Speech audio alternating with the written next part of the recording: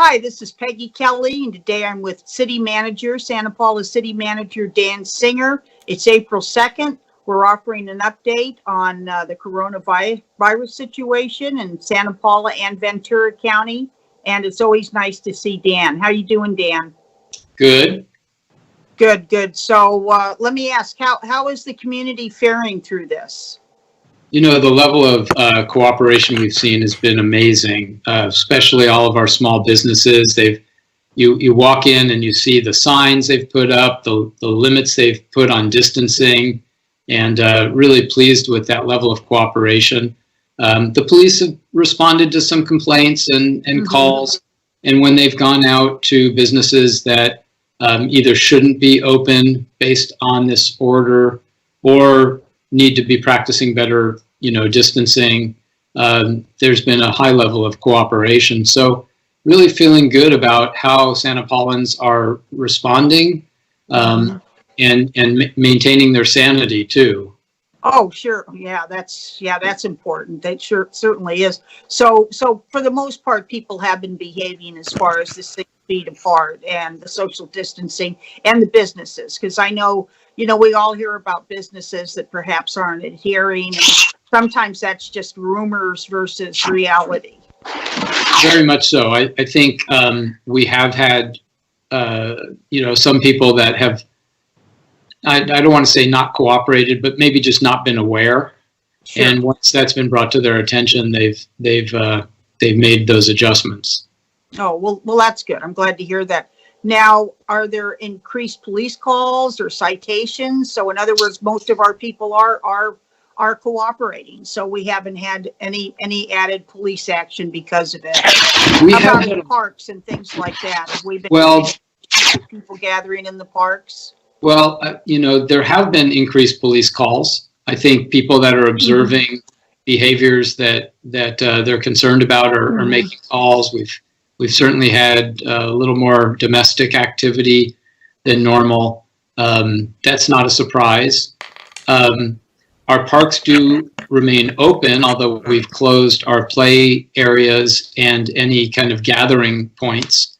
We're monitoring the skate park. We've put up signage that kids in there need to keep, a limited number of people at a time and keep their distance. And we've gone out there a couple of times to kind of remind people that and break them up a little bit. Right. We'd like to keep as many of those activities open as possible, but we can only do that if we get the community's cooperation. That's true. And of course, sometimes it's hard with kids, and very often we look at kids to be the people that do the enforcement in the household and let the parents know. But then you get that age group and they've got kind of their own mindset and sense of, invincibility. Absolutely. And we've all been there, and some are still there, Well, and let's face it, the virus thankfully isn't impacting young children and young adults at nearly the same pace, so it's not really on their minds because they don't feel threatened call you by back. Yeah. Okay, no problem. I was just testing to try to see if my camera was on. It's not, but I'm uploading I'm doing the video right now. Give me right 10 minutes. No problem. Sports programs for our kids. Thanks. What is the alternative at that? What are the employees doing with their time, and what are we offering the community? Yeah, I've been amazed at the level of creativity that I've seen from our Parks and Rec folks. They have spent the last few weeks making adjustments to the programs that we offer, still trying to gear up for some summer activities if we think things open back up. But most notably, they are putting together these activity kits for kids ages K through 8.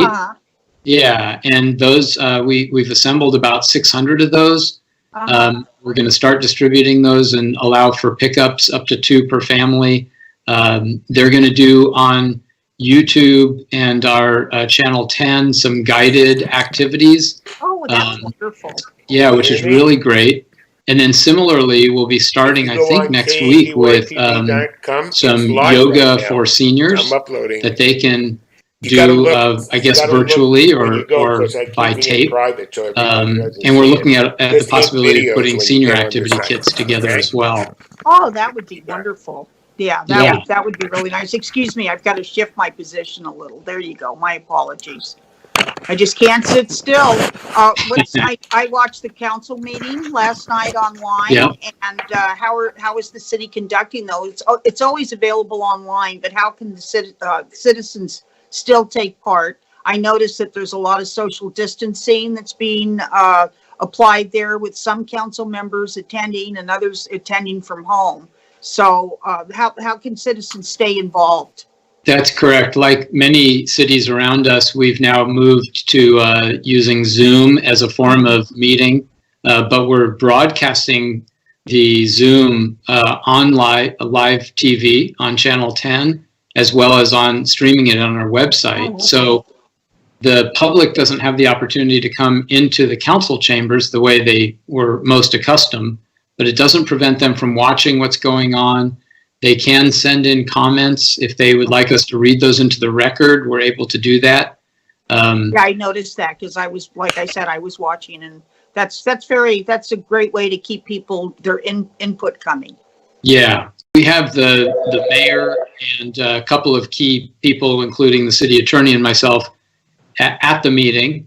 But then everyone else is using Zoom, including our department directors or any presentations that we have. We're trying to keep business continuing, even though this is an odd time for some of that. We're not bringing any major decisions to the council because we wouldn't want to stymie public participation. Oh, I see. That's a good point, where people might want to have more input than normal, is basically what you're saying. Those more maybe controversial items or things that people have already shown an interest in. Correct. Now, what is the pandemic? What's this going to do to city revenues, and how would that impact services further? You know, the situation is really pretty horrible, honestly. I mean, see all of our businesses in town, so many of them have to shut their doors and let employees go. We can only hope that this situation ends quickly and that we can rebound. It's going to have a pretty strong effect on the city's income, especially as we close out the rest of our fiscal year that ends at the end of June. Sales tax is already headed down. Next year, I'm sure it'll be down.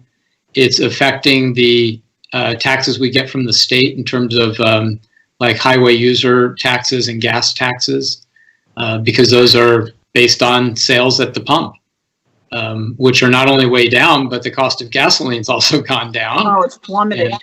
Yeah. So we have some real challenges there.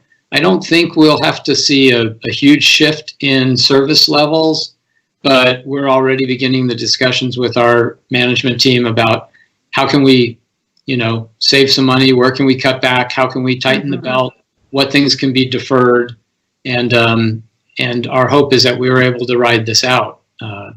If not, we'll have to make some really tough decisions in a couple of months as we approach next year's budget, which starts July 1st. Yes. Yeah, that's true. I'd forgotten but the budget, you had already been working on the budget when this was all came about. Well, this is kind of a big about face, isn't it? Yeah, it certainly is. So you have to start from scratch, and it's the uncertainty of it. It's right. How long is it going to last? We don't know. That's right. So we'll need to have kind of the best case and a worst case scenario, and maybe land somewhere in between, because we don't know, and it makes budgeting quite challenging. And of course, you've only been here like 6 months. That long? Going on 9. Going on 9? Yeah, it was August. So, but it's like dog years. It feels like it's forever. So yeah, that's the good news. It feels like it's forever.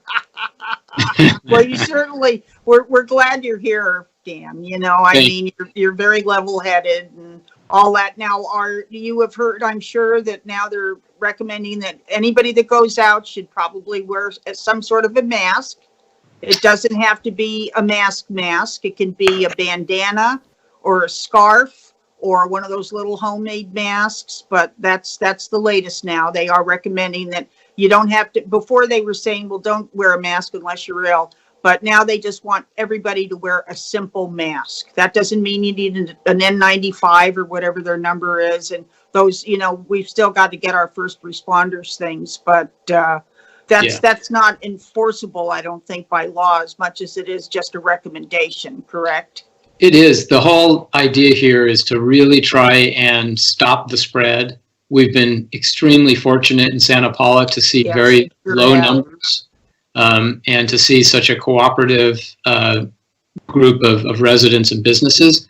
But the idea with, protecting your face, your breathing when you go out is to just limit the chances of that further infection in case you have symptoms and you don't even know it yet, or you have the virus and you don't know it, I should say. Yes, that's true.